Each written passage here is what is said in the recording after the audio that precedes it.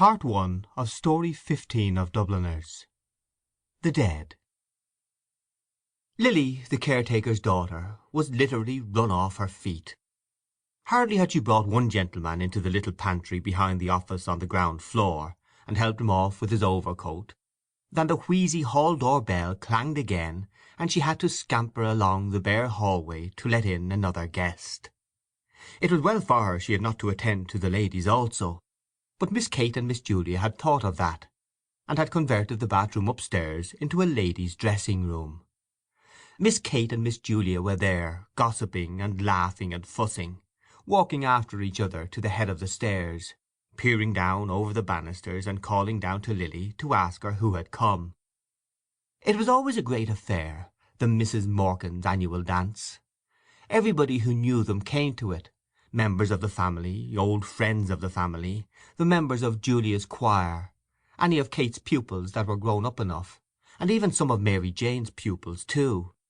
Never once had it fallen flat. For years and years it had gone off in splendid style, as long as any one could remember.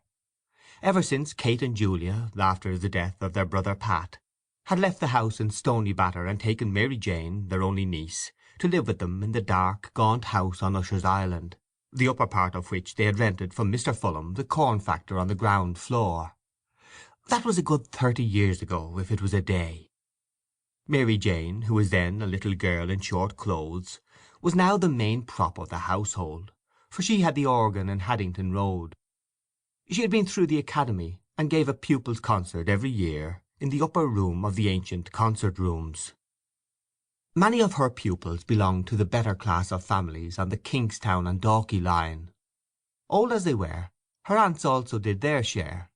Julia, though she was quite grey, was still the leading soprano in Adam and Eve's, and Kate, being too feeble to go about much, gave music lessons to beginners on the old square piano in the back room. Lily, the caretaker's daughter, did housemaid's work for them. Though their life was modest, they believed in eating well. The best of everything: diamond-bone sirloins, 3-shilling tea, and the best bottled stout. But Lily seldom made a mistake in the orders, so that she got on well with her 3 mistresses. They were fussy, that was all. But the only thing they would not stand was back answers. Of course they had good reason to be fussy on such a night. And then it was long after 10 o'clock, and yet there was no sign of Gabriel and his wife. Besides, they were dreadfully afraid that Freddy Malins might turn up screwed. They would not wish for worlds that any of Mary Jane's pupils should see him under the influence, and when he was like that it was sometimes very hard to manage him. Freddy Malins always came late, but they wondered what could be keeping Gabriel, and that was what brought them every 2 minutes to the banisters to ask Lily had Gabriel or Freddy come.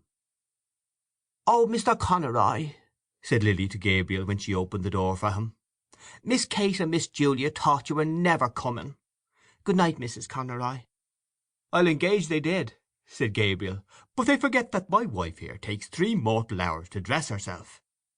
He stood on the mat, scraping the snow from his goloshes, while Lily led his wife to the foot of the stairs and called out, "Miss Kate, here's Mrs. Conroy." Kate and Julia came toddling down the dark stairs at once. Both of them kissed Gabriel's wife, said she must be perished alive, and asked was Gabriel with her. "Here I am, as right as the mail, Aunt Kate." "Go on up, I'll follow," called out Gabriel from the dark. He continued scraping his feet vigorously while the 3 women went upstairs, laughing, to the ladies' dressing-room. A light fringe of snow lay like a cape on the shoulders of his overcoat, and like toe-caps on the toes of his goloshes. And as the buttons of his overcoat slipped with a squeaking noise through the snow-stiffened frieze, a cold fragrant air from out of doors escaped from crevices and folds. "Is it snowing again, Mr. Conroy?" asked Lily. She had preceded him into the pantry to help him off with his overcoat. Gabriel smiled at the 3 syllables she had given his surname, and glanced at her. She was a slim, growing girl, pale in complexion, and with hay-coloured hair. The gas in the pantry made her look still paler. Gabriel had known her when she was a child, and used to sit on the lowest step, nursing a rag doll. "Yes, Lily," he answered. and I think we're in for a night of it." He looked up at the pantry ceiling, which was shaking with the stamping and shuffling of feet on the floor above, listened for a moment to the piano, and then glanced at the girl, who was folding his overcoat carefully at the end of a shelf. "Tell me, Lily," he said in a friendly tone, "do you still go to school?" "Oh, no, sir," she answered. "I'm done schooling this year and more." "Oh, then," said Gabriel gaily, "I suppose we'll be going to your wedding one of these fine days, with your young man, eh?" The girl glanced back at him over her shoulder, and said with great bitterness, "The men that is now is only all palaver, and what they can get out of you." Gabriel coloured, as if he felt he had made a mistake, and, without looking at her, kicked off his goloshes and flicked actively with his muffler at his patent leather shoes. He was a stout, tallish young man. The high colour of his cheeks pushed upwards even to his forehead, where it scattered itself in a few formless patches of pale red, and on his hairless face there scintillated restlessly the polished lenses and the bright gilt rims of the glasses which screened his delicate and restless eyes. His glossy black hair was parted in the middle, and brushed in a long curve behind his ears, where it curled slightly beneath a groove left by his hat. When he had flicked lustre into his shoes, he stood up and pulled his waistcoat down more tightly on his plump body. Then he took a coin rapidly from his pocket. "Oh, Lily," he said, thrusting it into her hands, "it's Christmas time, isn't it? Here's a little—" He walked rapidly towards the door. "Oh, no, sir," cried the girl, following him. "Really, sir, I wouldn't take it." "Christmas time, Christmas time," said Gabriel, almost trotting to the stairs, and waving his hand to her in deprecation. The girl, seeing that he had gained the stairs, called out after him, "Well, thank you, sir." He waited outside the drawing-room door until the waltz should finish, listening to the skirts that swept against it, and to the shuffling of feet. He was still discomposed by the girl's bitter and sudden retort. It had cast a gloom over him, which he tried to dispel by arranging his cuffs and the bows of his tie. He then took from his waistcoat pocket a little paper, and glanced at the headings he had made for his speech. He was undecided about the lines from Robert Browning, for he feared they would be above the heads of his hearers. Some quotation that they would recognize from Shakespeare or from the Melodies would be better. The indelicate clacking of the men's heels and the shuffling of their soles reminded him that their grade of culture differed from his. He would only make himself ridiculous by quoting poetry to them which they could not understand. They would think that he was airing his superior education. He would fail with them just as he had failed with the girl in the pantry. He had taken up a wrong tone. His whole speech was a mistake from first to last, an utter failure. Just then his aunts and his wife came out of the ladies' dressing-room. His aunts were two small, plainly dressed old women. Aunt Julia was an inch or so the taller. Her hair, drawn low over the tops of her ears, was grey, and grey also, with darker shadows, was her large flaccid face. Though she was stout in build and stood erect, her slow eyes and parted lips gave her the appearance of a woman who did not know where she was, or where she was going. Aunt Kate was more vivacious. Her face, healthier than her sister's, was all puckers and creases, like a shrivelled red apple, and her hair, braided in the same old-fashioned way, had not lost its ripe nut-colour. They both kissed Gabriel frankly. He was their favourite nephew, the son of their dead elder sister, Ellen, who had married T.J. Conroy of the Port and Docks. "Greta tells me you're not going to take a cab back to Monkstown to-night, Gabriel," said Aunt Kate. "No," said Gabriel, turning to his wife. "We had quite enough of that last year, hadn't we? Don't you remember, Aunt Kate, what a cold Greta got out of it? Cab windows rattling all the way, and the east wind blowing in after we passed Merrion. Very jolly it was. Greta caught a dreadful cold." Aunt Kate frowned severely and nodded her head at every word. "Quite right, Gabriel, quite right," she said. "You can't be too careful." "But as for Greta there," said Gabriel, "she'd walk home in the snow if she were let." Mrs. Conroy laughed. "Don't mind him, Aunt Kate," she said. "He's really an awful bother, what with green shades for Tom's eyes at night, and making him do the dumb bells, and forcing Eva to eat the stirabout, The poor child! And she simply hates the sight of it. Oh, but you'll never guess what he makes me wear now." She broke out into a peal of laughter, and glanced at her husband, whose admiring and happy eyes had been wandering from her dress to her face and hair. The two aunts laughed heartily too, for Gabriel's solicitude was a standing joke with them. "Galoshes!" said Mrs. Conroy. "That's the latest. Whenever it's wet underfoot I must put on my galoshes. To-night even he wanted me to put them on, but I wouldn't. The next thing he'll buy me will be a diving suit." Gabriel laughed nervously, and patted his tie reassuringly, while Aunt Kate nearly doubled herself, so heartily did she enjoy the joke. The smile soon faded from Aunt Julia's face, and her mirthless eyes were directed towards her nephew's face. After a pause she asked, "And what are galoshes, Gabriel?" "Galoshes, Julia!" exclaimed her sister. "Goodness me, don't you know what galoshes are? You wear them over your boots, Greta, isn't it?" "Yes," said Mrs. Conroy. "Gutta percha things. We both have a pair now. Gabriel says every one wears them on the continent." "Oh, on the continent," murmured Aunt Julia, nodding her head slowly. Gabriel knitted his brows, and said, as if he were slightly angered, "It's nothing very wonderful, but Greta thinks it very funny because she says the word reminds her of Christy minstrels." "But tell me, Gabriel," said Aunt Kate with brisk tact, "of course you've seen about the room? Greta was saying—" "Oh, the room is all right," replied Gabriel. "I've taken one in the Gresham." "To be sure," said Aunt Kate. "By far the best thing to do. And the children, Greta? You're not anxious about them?" "Oh, for one night," said Mrs. Conroy. "Besides, Bessie will look after them." "To be sure," said Aunt Kate again. "What a comfort it is to have a girl like that, one you can depend on. There's that Lily. I'm sure I don't know what has come over her lately. She's not the girl she was at all." Gabriel was about to ask his aunt some questions on this point, but she broke off suddenly to gaze after her sister, who had wandered down the stairs and was craning her neck over the banisters. "Now I ask you," she said almost testily, "where is Julia going? Julia, Julia, where are you going?" Julia, who had gone half-way down one flight, came back and announced blandly, "Here's Freddy." At the same moment a clapping of hands and a final flourish of the pianist told that the waltz had ended.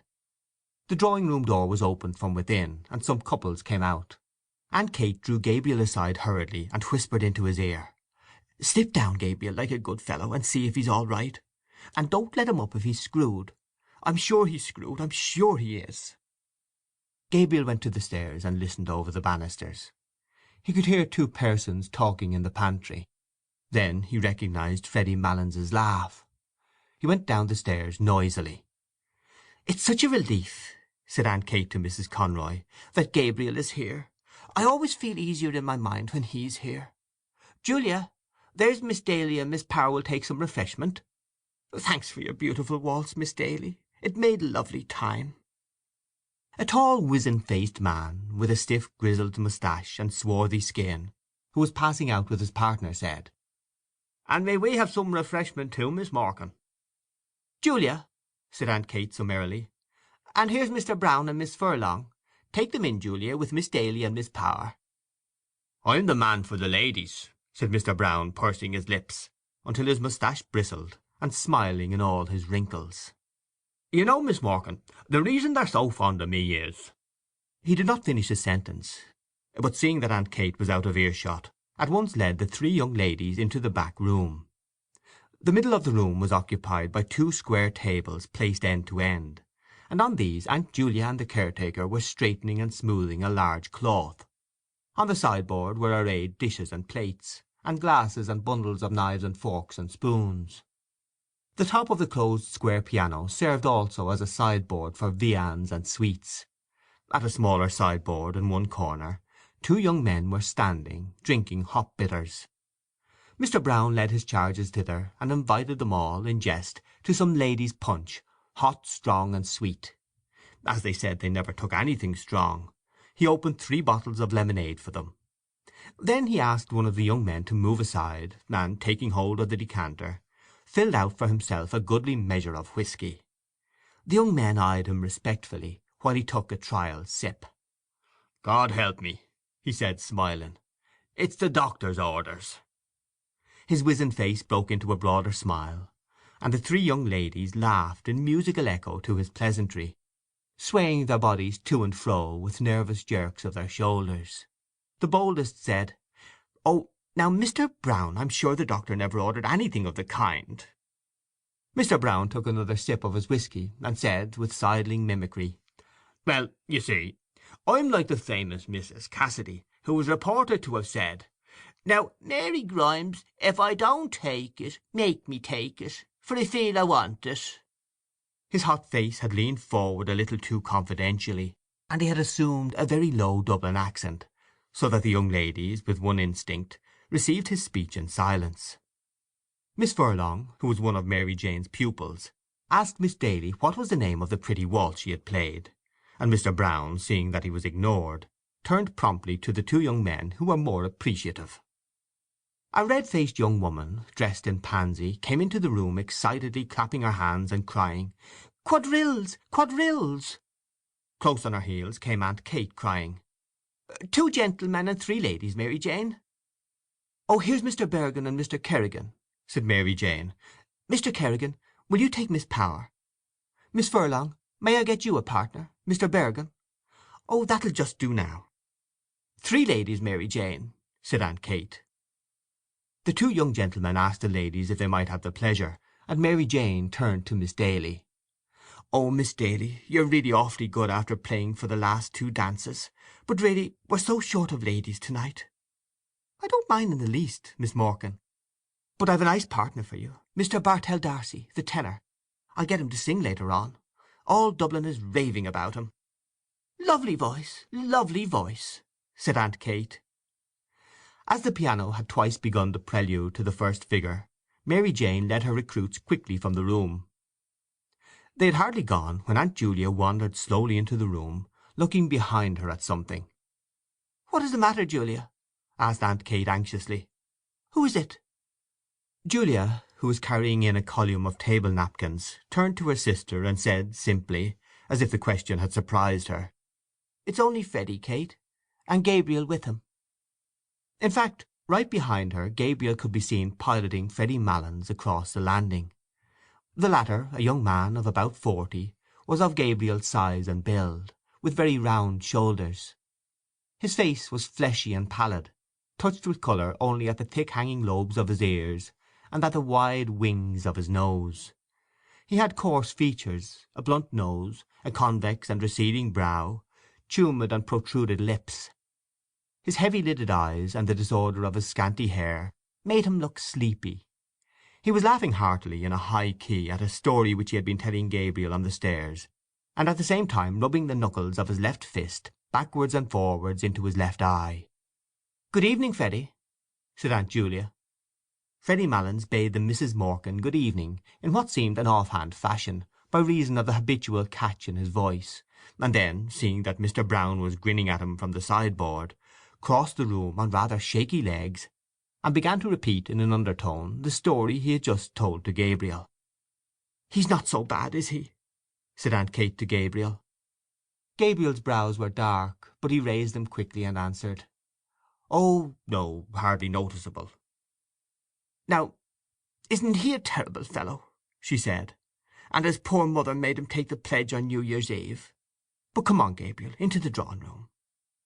Before leaving the room with Gabriel, she signalled to Mr. Brown by frowning and shaking her forefinger in warning to and fro. Mr. Brown nodded in answer, and, when she had gone, said to Freddy Malins, "Now then, Teddy, I'm going to fill you out a good glass of lemonade, just to buck you up." Freddy Malins, who was nearing the climax of his story, waved the offer aside impatiently, but Mr. Brown, having first called Freddy Malins's attention to a disarray in his dress, filled out and handed him a full glass of lemonade. Freddy Malins's left hand accepted the glass mechanically, his right hand being engaged in the mechanical readjustment of his dress. Mr. Brown, whose face was once more wrinkling with mirth, poured out for himself a glass of whisky, while Freddy Malins exploded, before he had well reached the climax of his story, in a kink of high-pitched bronchitic laughter, and, setting down his untasted and overflowing glass, began to rub the knuckles of his left fist backwards and forwards into his left eye, repeating words of his last phrase as well as his fit of laughter would allow him. Gabriel could not listen while Mary Jane was playing her Academy piece, full of runs and difficult passages, to the hushed drawing-room.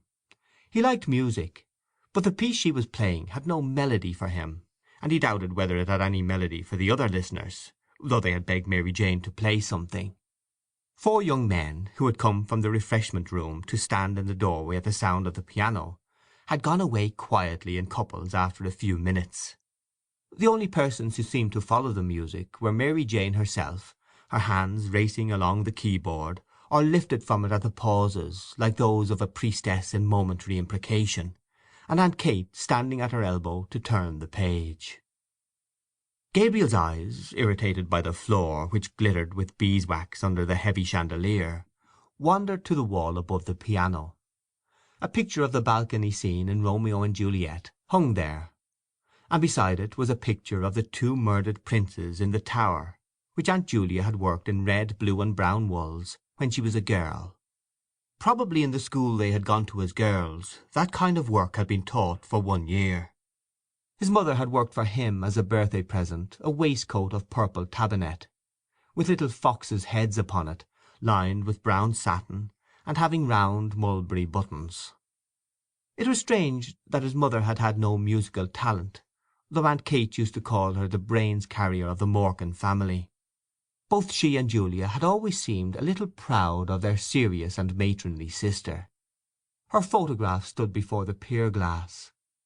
She held an open book on her knees, and was pointing out something in it to Constantine, who, dressed in a man-of-war suit, lay at her feet. It was she who had chosen the name of her sons, for she was very sensible of the dignity of family life. Thanks to her, Constantine was now senior curate in Balbriggan, and thanks to her, Gabriel himself had taken his degree in the Royal University. A shadow passed over his face as he remembered her sullen opposition to his marriage. Some slighting phrases she had used still rankled in his memory. She had once spoken of Greta as being country cute, and that was not true of Greta at all. It was Greta who had nursed her during all her last long illness, in their house at Monkstown. He knew that Mary Jane must be near the end of her piece, for she was playing again the opening melody with runs of scales after every bar, and while he waited for the end, the resentment died down in his heart. The piece ended with a trill of octaves in the treble, and a final deep octave in the bass. Great applause greeted Mary Jane as, blushing and rolling up her music nervously, she escaped from the room.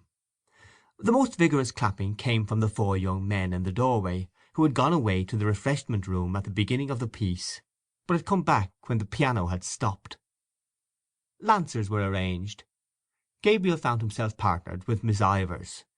She was a frank-mannered, talkative young lady, with a freckled face and prominent brown eyes. She did not wear a low-cut bodice, and the large brooch which was fixed in the front of her collar bore on it an Irish device and motto. When they had taken their places, she said abruptly, "I have a crow to pluck with you." "With me?" said Gabriel. She nodded her head gravely. "What is it?" asked Gabriel, smiling at her solemn manner. "Who is G.C.?" answered Miss Ivors, turning her eyes upon him. Gabriel coloured and was about to knit his brows, as if he did not understand, when she said bluntly, "Oh, innocent Amy, I have found out that you write for the Daily Express. Now, aren't you ashamed of yourself?" "Why should I be ashamed of myself?" asked Gabriel, blinking his eyes and trying to smile. "Well, I'm ashamed of you," said Miss Ivors frankly. "To say you'd write for a paper like that! I didn't think you were a West Briton." A look of perplexity appeared on Gabriel's face. It was true that he wrote a literary column every Wednesday in the Daily Express, for which he was paid 15 shillings, but that did not make him a West Briton, surely. The books he received for review were almost more welcome than the paltry cheque. He loved to feel the covers and turn over the pages of newly printed books. Nearly every day, when his teaching in the college was ended, he used to wander down the quays to the second-hand booksellers, to Hickey's on Bachelor's Walk, to Webb's or Massey's on Aston's Quay, or to O'Clohissey's in the by-street. He did not know how to meet her charge. He wanted to say that literature was above politics. But they were friends of many years' standing, and their careers had been parallel, first at the university and then as teachers. He could not risk a grandiose phrase with her. He continued blinking his eyes and trying to smile, and murmured lamely that he saw nothing political in writing reviews of books. When their turn to cross had come, he was still perplexed and inattentive. Miss Ivors promptly took his hand in a warm grasp, and said in a soft, friendly tone, "Of course, I was only joking. Come, we cross now." When they were together again, she spoke of the university question, and Gabriel felt more at ease.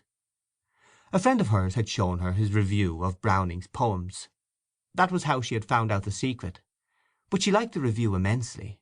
Then she said suddenly, "Oh, Mr. Conroy, will you come for an excursion to the Aran Isles this summer? We're going to stay there a whole month. It will be splendid out in the Atlantic. You ought to come. Mr. Clancy is coming, and Mr. Kilkelly, and Kathleen Carney. It would be splendid for Greta, too, if she'd come. She's from Connacht, isn't she?" "Her people are," said Gabriel shortly. "But you will come, won't you?" said Miss Ivors, laying her warm hand eagerly on his arm. "The fact is," said Gabriel, "I've just arranged to go—" "Go where?" asked Miss Ivors. "Well, you know, every year I go for a cycling tour with some fellows, and so—" "But where?" asked Miss Ivors. "Well, we usually go to France or Belgium or perhaps Germany," said Gabriel awkwardly. "And why do you go to France and Belgium," said Miss Ivors, "instead of visiting your own land?" "Well," said Gabriel, "it's partly to keep in touch with the languages, and partly for a change." "And haven't you your own language to keep in touch with? Irish?" asked Miss Ivors. "Well," said Gabriel, "if it comes to that, you know, Irish is not my language." Their neighbours had turned to listen to the cross-examination. Gabriel glanced right and left nervously, and tried to keep his good humour under the ordeal which was making a blush invade his forehead. "And haven't you your own land to visit," continued Miss Ivors, "that you know nothing of? Your own people, and your own country?" "Oh, to tell you the truth," retorted Gabriel suddenly, "I'm sick of my own country. Sick of it." "Why?" asked Miss Ivors. Gabriel did not answer, for his retort had heated him. "Why?" repeated Miss Ivors. They had to go visiting together, and as he had not answered, Miss Ivors said warmly, "Of course you've no answer." Gabriel tried to cover his agitation by taking part in the dance with great energy. He avoided her eyes, for he had seen a sour expression on her face. But when they met in the long chain, he was surprised to feel his hand firmly pressed. She looked at him from under her brows for a moment, quizzically, until he smiled. Then, just as the chain was about to start again, she stood on tiptoe and whispered into his ear, "West Britain." When the Lancers were over, Gabriel went away to a remote corner of the room where Freddy Mallins's mother was sitting. She was a stout, feeble old woman with white hair. Her voice had a catch in it like her son's, and she stuttered slightly. She had been told that Freddy had come, and that he was nearly all right. Gabriel asked her whether she had had a good crossing. She lived with her married daughter in Glasgow, and came to Dublin on a visit once a year. She answered placidly that she had had a beautiful crossing, and that the captain had been most attentive to her. She spoke also of the beautiful house her daughter kept in Glasgow, and of all the friends they had there. While her tongue rambled on, Gabriel tried to banish from his mind all memory of the unpleasant incident with Miss Ivors. Of course the girl, or woman, or whatever she was an enthusiast, but there was a time for all things. Perhaps he ought not to have answered her like that. But she had no right to call him a West Briton before people, even in joke. She had tried to make him ridiculous before people, heckling him and staring at him with her rabbit's eyes. He saw his wife making her way towards him through the waltzing couples. When she reached him, she said into his ear, "Gabriel, Aunt Kate wants to know, won't you carve the goose as usual? Miss Daly will carve the ham, and I'll do the pudding." "All right," said Gabriel. "She's sending in the younger ones first, as soon as this waltz is over, so that we'll have the table to ourselves." "Were you dancing?" asked Gabriel. "Of course I was. Didn't you see me? What row had you with Molly Ivors?" "No row. Why, did she say so?" "Something like that. I'm trying to get that Mr. Darcy to sing.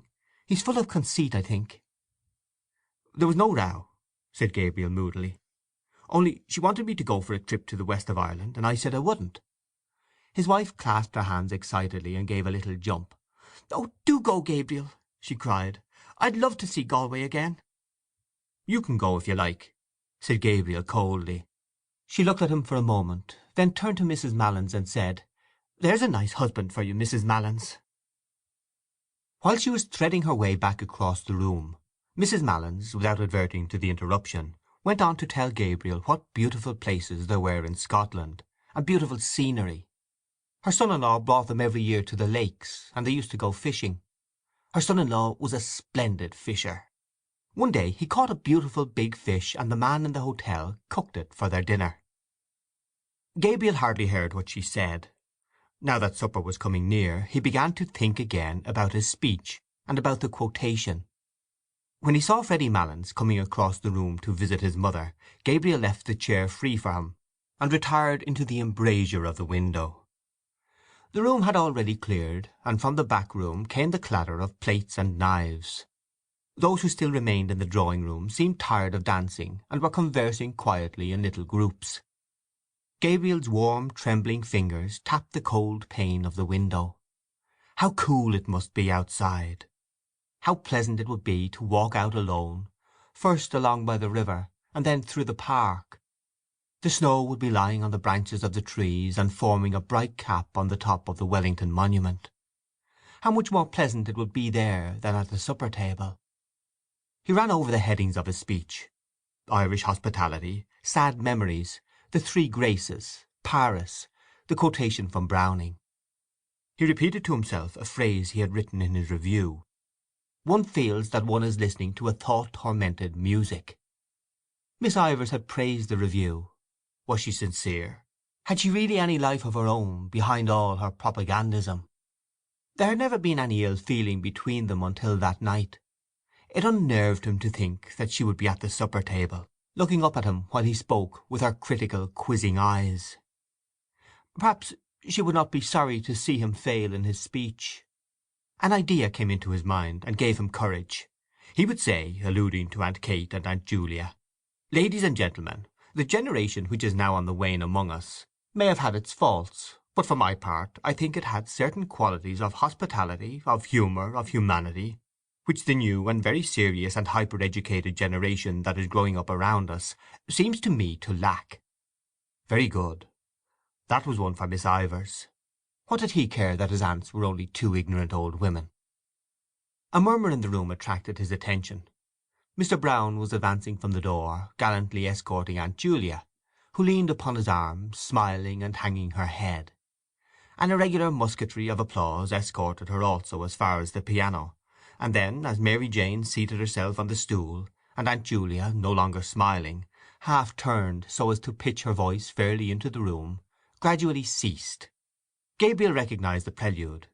It was that of an old song of Aunt Julia's, "Arrayed for the Bridal." Her voice, strong and clear in tone, attacked with great spirit the runs which embellished the air, and though she sang very rapidly, she did not miss even the smallest of the grace notes. To follow the voice without looking at the singer's face was to feel and share the excitement of swift and secure flight. Gabriel applauded loudly with all the others at the close of the song, and loud applause was borne in from the invisible supper-table. It sounded so genuine that a little colour struggled into Aunt Julia's face as she bent to replace in the music-stand the old leather-bound song-book that had her initials on the cover. Freddy Malins, who had listened with his head perched sideways to hear her better, was still applauding when every one else had ceased, and talking animatedly to his mother, who nodded her head gravely and slowly in acquiescence. At last, when he could clap no more, he stood up suddenly and hurried across the room to Aunt Julia, whose hand he seized and held in both his hands, shaking it when words failed him, or the catch in his voice proved too much for him. "Oh, I was just telling my mother," he said. "Oh, I never heard you sing so well. Never. No, I never heard your voice so good as it is to-night. Now, would you believe that now? That's the truth. Upon my word and honour, that's the truth. Oh, I never heard your voice sound so fresh and so— So clear and so fresh. Never!" Aunt Julia smiled broadly, and murmured something about compliments as she released her hand from his grasp.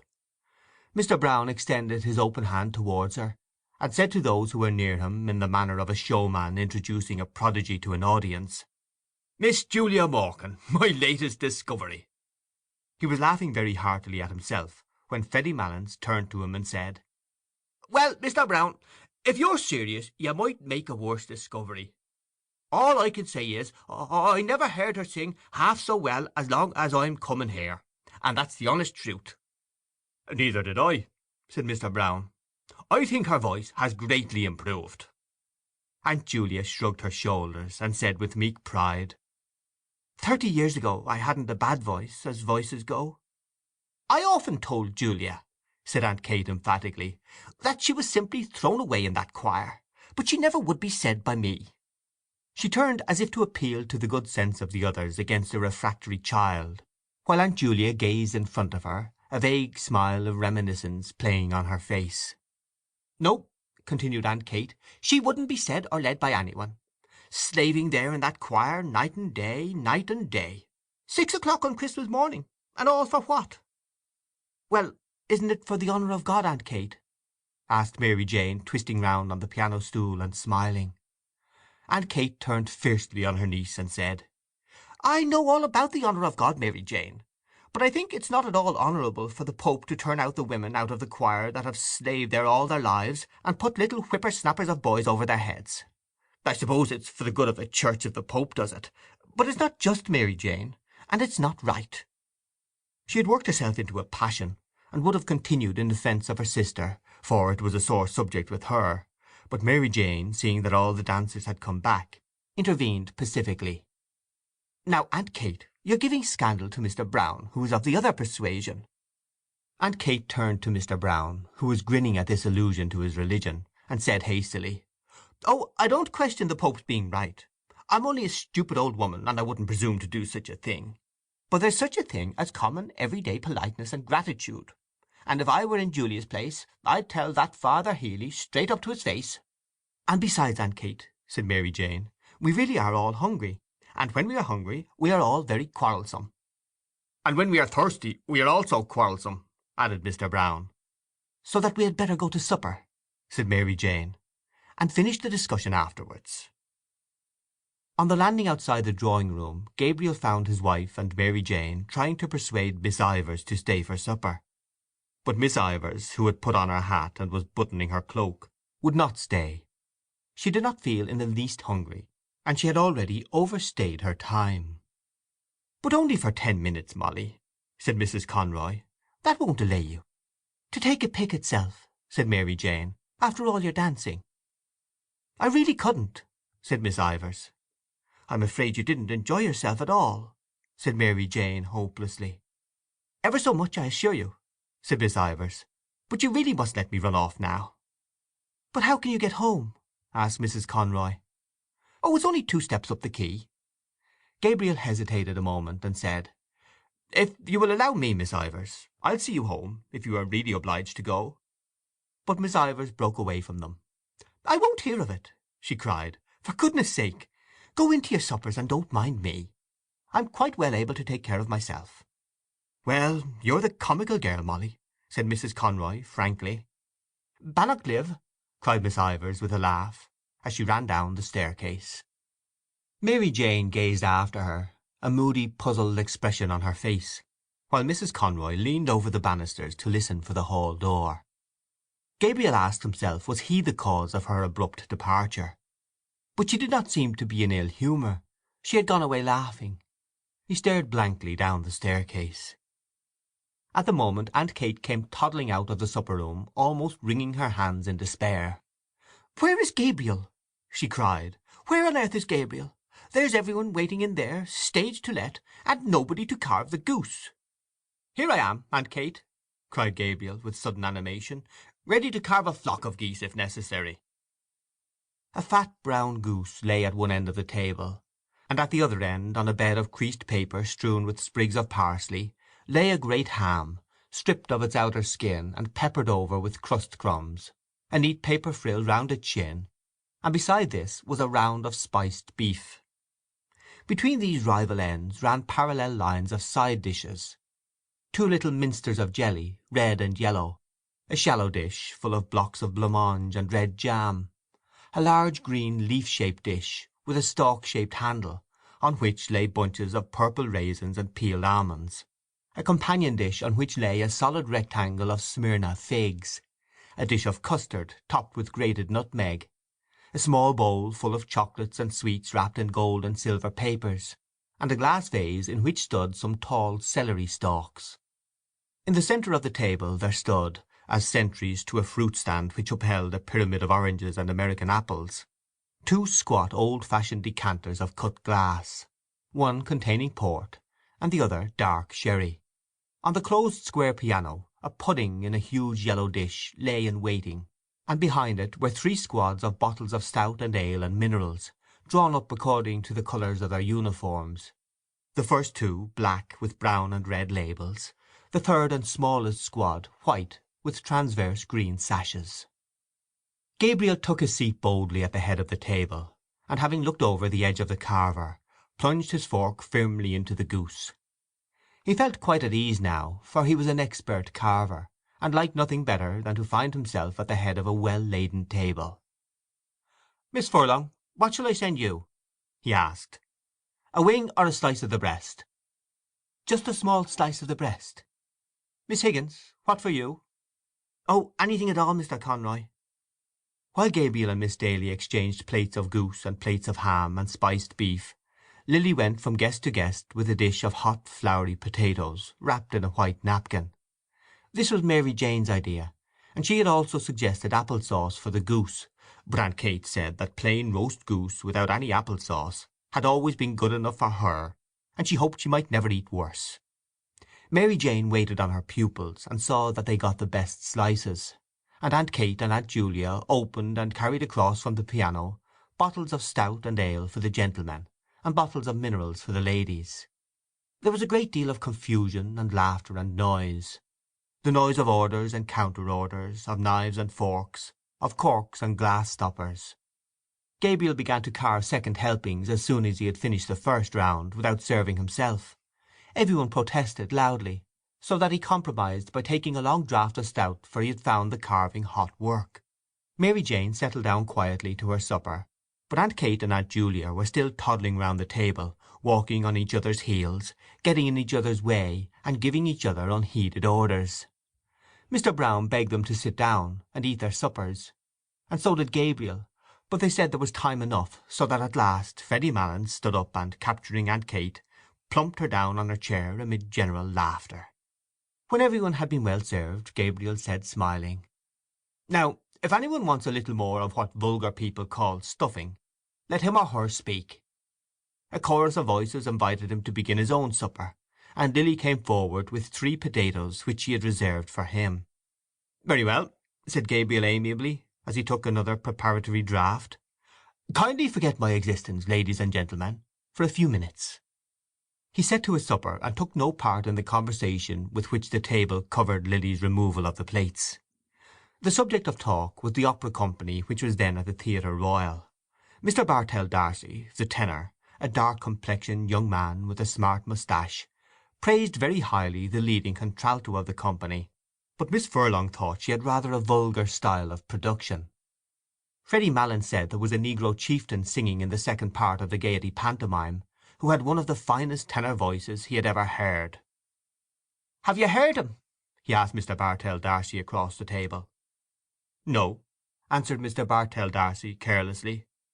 "Because," Freddy Malins explained, "now, I'd be curious to hear your opinion of him. I think he has a grand voice." "It takes Teddy to find out the really good things," said Mr. Brown familiarly to the table. "And why couldn't he have a good voice too?" asked Freddy Malins sharply. "Is it because he's only a black?" Nobody answered this question, and Mary Jane led the table back to the legitimate opera. One of her pupils had given her a pass for Mignon. Of course it was very fine, she said, but it made her think of poor Georgina Burns. Mr. Brown could go back farther still, to the old Italian companies that used to come to Dublin: Tietjens, Ilma de Murska, Campanini, the great Trebelli, Giulini, Ravelli, Aramburo. Those were the days, he said, when there was something like singing to be heard in Dublin. He told, too, of how the top gallery of the Old Royal used to be packed night after night, of how one night an Italian tenor had sung 5 encores to "Let Me Like a Soldier Fall," introducing a high C every time, and of how the gallery boys would sometimes, in their enthusiasm, unyoke the horses from the carriage of some great prima donna, and pull her themselves through the streets to her hotel. Why did they never play the grand old operas now, he asked. Dinorah, Lucretia Borgia. Because they could not get the voices to sing them, that was why. "Oh, well," said Mr. Bartell D'Arcy, "I presume there are as good singers to-day as there were then." "Where are they?" asked Mr. Brown defiantly. "In London, Paris, Milan," said Mr. Bartell D'Arcy warmly. "I suppose Caruso, for example, is quite as good, if not better, than any of the men you have mentioned." "Maybe so," said Mr. Brown. "But I may tell you, I doubt it strongly." "Oh, I'd give anything to hear Caruso sing," said Mary Jane. "For me," said Aunt Kate, who had been picking a bone, "there was only one tenor. To please me, I mean. But I suppose none of you ever heard of him." "Who was he, Miss Morkan?" asked Mr. Bartell D'Arcy politely. "His name," said Aunt Kate, "was Parkinson. I heard him when he was in his prime, and I think he had then the purest tenor voice that was ever put into a man's throat." "Strange," said Mr. Bartell D'Arcy. "I never even heard of him." "Yes, yes, Miss Morkan is right," said Mr. Brown. "I remember hearing of old Parkinson, but he's too far back for me." "Oh, a beautiful, pure, sweet, mellow English tenor," said Aunt Kate with enthusiasm. Gabriel having finished, the huge pudding was transferred to the table. The clatter of forks and spoons began again. Gabriel's wife served out spoonfuls of the pudding, and passed the plates down the table. Midway down they were held up by Mary Jane, who replenished them with raspberry or orange jelly, or with blancmange and jam. The pudding was of Aunt Julia's making, and she received praises for it from all quarters. She herself said that it was not quite brown enough. "Well, I hope, Miss Morkan," said Mr. Brown, "that I'm brown enough for you, because, I'm all brown." All the gentlemen, except Gabriel, ate some of the pudding out of compliment to Aunt Julia. As Gabriel never ate sweets, the celery had been left for him. Freddy Malins also took a stalk of celery and ate it with his pudding. He had been told that celery was a capital thing for the blood, and he was just then under doctor's care. Mrs. Malins, who had been silent all through the supper, said that her son was going down to Mount Melleray in a week or so. The table then spoke of Mount Melleray, how bracing the air was down there, how hospitable the monks were, and how they never asked for a penny piece from their guests. "And do you mean to say," asked Mr. Brown incredulously, "that a chap can go down there, and put up there as if it were a hotel, and live on the fat of the land, and then come away without paying anything?" "Oh, most people give some donation to the monastery when they leave," said Mary Jane. "I wish we had an institution like that in our church," said Mr. Brown candidly. He was astonished to hear that the monks never spoke, got up at 2 in the morning, and slept in their coffins. He asked what they did it for. "That's the rule of the order," said Aunt Kate firmly. "Yes, but why?" asked Mr. Brown. Aunt Kate repeated that it was the rule, that was all. Mr. Brown still seemed not to understand. Freddy Malins explained to him, as best he could, that the monks were trying to make up for the sins committed by all the sinners in the outside world. The explanation was not very clear, for Mr. Brown grinned and said, "I like that idea very much, but wouldn't a comfortable spring bed do them as well as a coffin?" "The coffin," said Mary Jane, "is to remind them of their last end." As the subject had grown lugubrious, it was buried in a silence of the table during which Mrs. Malins could be heard saying to her neighbour, in an indistinct undertone, "They're very good men, the monks, very pious men." The raisins and almonds and figs and apples and oranges and chocolates and sweets were now passed about the table, and Aunt Julia invited all the guests to have either port or sherry. At first Mr. Bartell D'Arcy refused to take either, but one of his neighbours nudged him and whispered something to him, upon which he allowed his glass to be filled. Gradually, as the last glasses were being filled, the conversation ceased. A pause followed, broken only by the noise of the wine and by unsettlings of chairs. The Misses Morkans, all three, looked down at the tablecloth. Someone coughed once or twice, and then a few gentlemen patted the table gently as a signal for silence. The silence came, and Gabriel pushed back his chair. The patting at once grew louder in encouragement, and then ceased altogether. Gabriel leaned his 10 trembling fingers on the tablecloth, and smiled nervously at the company. Meeting a row of upturned faces, he raised his eyes to the chandelier. The piano was playing a waltz tune, and he could hear the skirts sweeping against the drawing-room door. People perhaps were standing in the snow on the quay outside, gazing up at the lighted windows and listening to the waltz music. The air was pure there. In the distance lay the park, where the trees were weighted with snow. The Wellington Monument wore a gleaming cap of snow that flashed westward over the white field of 15 acres. He began, "Ladies and gentlemen, it has fallen to my lot this evening, as in years past, to perform a very pleasing task, but a task for which I am afraid my poor powers as a speaker are all too inadequate." "No, no," said Mr. Brown. "But however that may be, I can only ask you to-night to take the will for the deed, and to lend me your attention for a few moments while I endeavour to express to you in words what my feelings are on this occasion. Ladies and gentlemen, it is not the first time that we have gathered together under this hospitable roof, around this hospitable board. It is not the first time that we have been the recipients, or perhaps I had better say the victims, of the hospitality of certain good ladies." He made a circle in the air with his arm and paused. Every one laughed or smiled at Aunt Kate and Aunt Julia and Mary Jane, who all turned crimson with pleasure. Gabriel went on more boldly. "I feel more strongly with every recurring year that our country has no tradition which does it so much honour, and which it should guard so jealously, as that of its hospitality. It is a tradition that is unique as far as my experience goes, and I have visited not a few places abroad, among the modern nations. Some would say, perhaps, that with us it is rather a failing than anything to be boasted of. But, granted even that, it is, to my mind, a princely failing, and one that I trust will long be cultivated among us. Of one thing at least I am sure.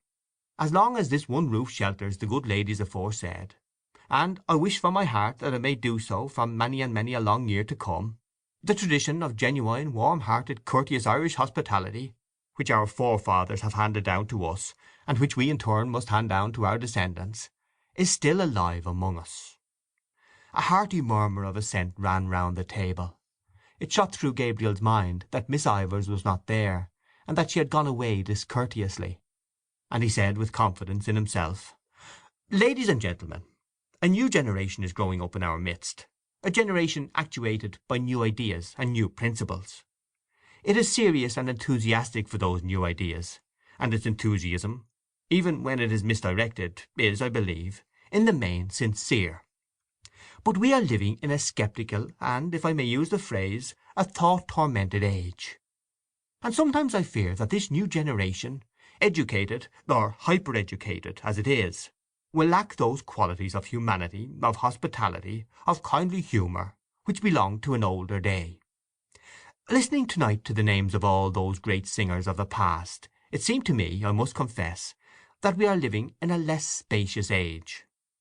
Those days might, without exaggeration, be called spacious days, and if they are gone beyond recall, let us hope, at least, that in gatherings such as this we shall still speak of them with pride and affection, still cherish in our hearts the memory of those dead and gone great ones whose fame the world will not willingly let die."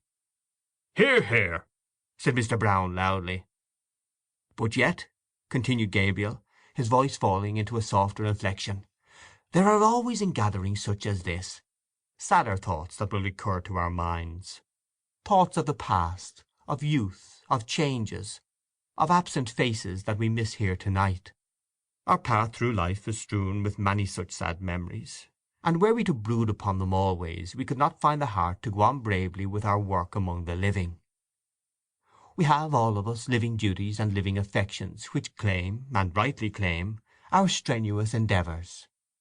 Therefore I will not linger on the past. I will not let any gloomy moralizing intrude upon us here to-night. Here we are gathered together for a brief moment from the bustle and rush of our everyday routine.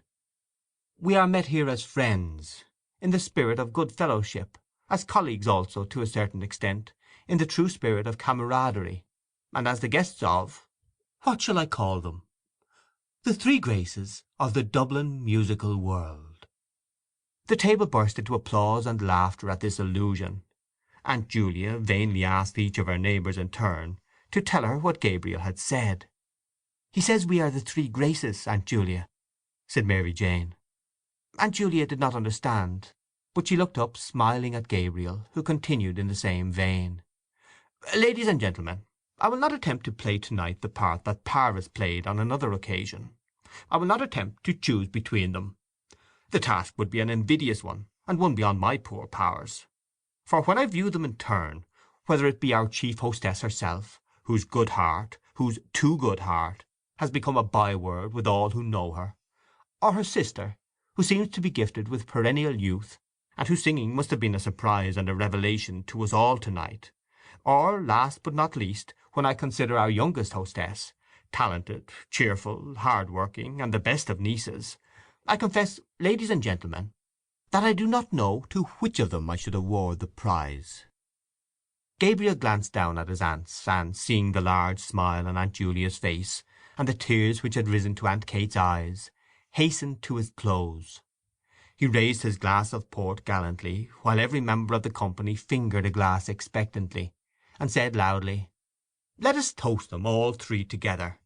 Let us drink to their health, wealth, long life, happiness, and prosperity, and may they long continue to hold the proud and self-won position which they hold in their possession, and the position of honour and affection which they hold in our hearts." All the guests stood up, glass in hand, and turning towards the three seated ladies, sang in unison, with Mr. Brown as leader: "For they are jolly gay fellows, for they are jolly gay fellows, for they are jolly gay fellows, which nobody can deny." Aunt Kate was making frank use of her handkerchief, and even Aunt Julia seemed moved. Freddy Malins beat time with his pudding fork, and the singers turned towards one another, as if in melodious conference, while they sang with emphasis, "Unless he tells a lie, unless he tells a lie." Then, turning once more toward their hostesses, they sang: "For they are jolly gay fellows, for they are jolly gay fellows, for they are jolly gay fellows, which nobody can deny." The acclamation which followed was taken up beyond the door of the supper-room by many of the other guests, and renewed time after time, Freddy Malins acting as officer with his fork on high. End of Part 1 of Story 15. The Dead.